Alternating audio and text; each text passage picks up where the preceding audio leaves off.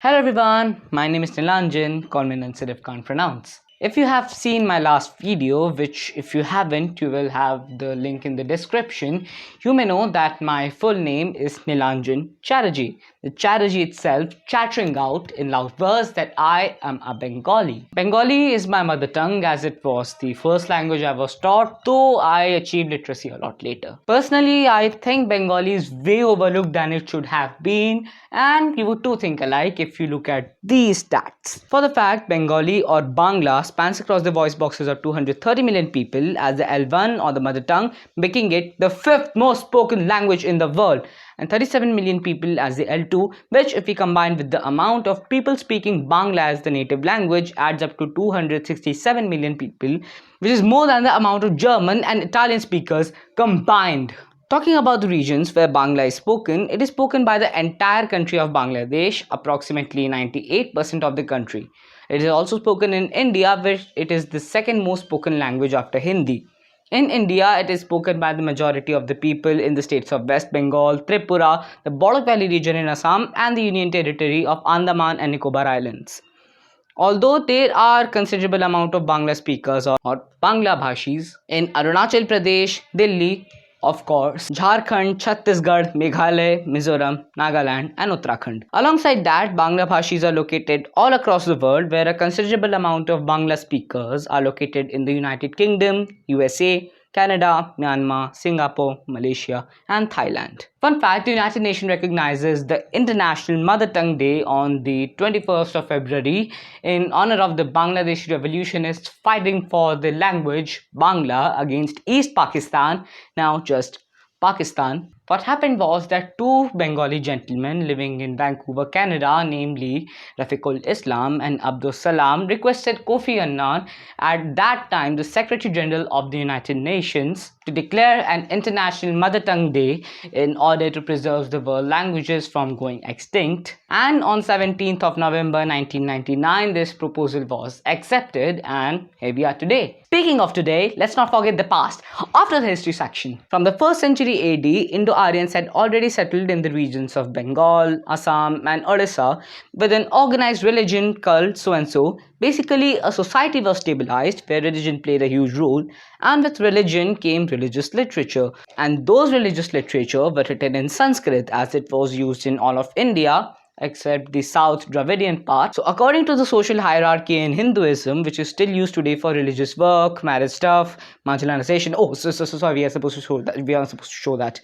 The Brahmins were at the top, followed by Kshatriyas, Vaishyas, and Shudras, where the Brahmins are supposed to deal with all the text work, both religious and royal, so obviously they are supposed to know Sanskrit. In fact, most of the ordinary people who were generally not Hindu but Buddhist at that time knew Sanskrit. But assessing the needs of daily life and also for easier learning, people at that time developed a vernacular or a local type easier, I don't know, I would just use the word vernacular, which they and we know at this time is called Prakrit, specifically East Magadhi Prakrit, as coined by linguist Suniti Kumar Chattopadhyay. From there, if we fast forward a bit, slowly Magadhi Prakrit transformed into Ardha Magadhi or half Magadhi, if I have to bluntly translate it to you, and then transformed into Upper Brahmsha, which is generally a term used by native grammarians to describe that phase of language. And the word since then is used as an umbrella term or a collective term for the late medieval to modern phase of Indo-Aryan languages. In the medieval phase of the language, the Upper Brahmsha was narrowed down into East Upper Brahmsha or Abhahatta, which crudely translates into meaningless sounds. From Abhahatta, it slowly began narrowing down into three different language groups, namely 1. Bengali Assamese languages, 2. Bihari languages, and 3. The Odia language itself. Some argue that the points of divergence occurred much earlier, going back to even 500 CE, but the language was not static. Different varieties coexisted, and authors often used in multiple dialects in this period. This is what quote by quote Wikipedia said to me. If we start talking about the late medieval phase of Bengali, then we will come across a huge influx of Persian, Arabic, and Turkish loanwords. The only reason that can be stated for this is the huge influx of Muslim rulers which came into the regions of Bengal, which all started with a ruler named Bakhtiyar Khilji in the 13th century. From then on, many rulers have made Persian the royal language, so obviously it did affect the vernacular a lot, especially where Muslim population are high.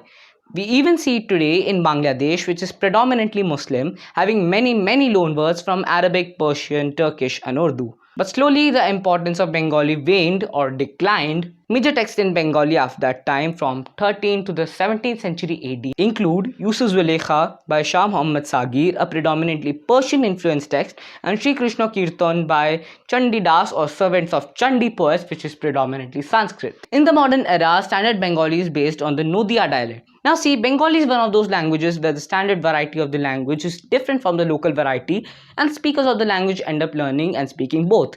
This phenomenon is known as diglossia. In 1947, the tragic event of partition occurred where India was divided into two portions, India and Pakistan.